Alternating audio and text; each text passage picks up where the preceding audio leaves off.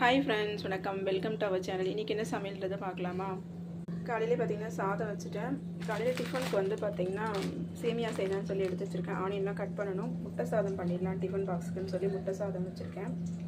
அப்படியே பீட்ரூட்டும் பார்த்திங்கன்னா துருவி வச்சுருக்கேன். இது வந்துட்டு பெரியவனுக்கு கட்டி கொடுத்துடலாம் அப்படின்னு சொல்லிட்டு, சின்னவனுக்கு முட்டை சாதம் பிடிக்கும், அதனால் அவனுக்கு தனியாக முட்டை சாதம்.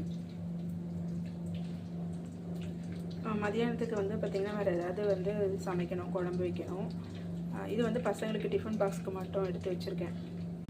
நம்ம லேட்டாக எழுந்துட்டோம்னா 2 முட்டை உடச்சி ஊற்றி டக்குன்னு கலரி விட்டுட்டு முட்டை சாதம் செஞ்சுட்டு நம்மளுக்கு ரொம்பவே ஈஸியாக இருக்கும். நீங்களுமே ட்ரை பண்ணி பாருங்கள்.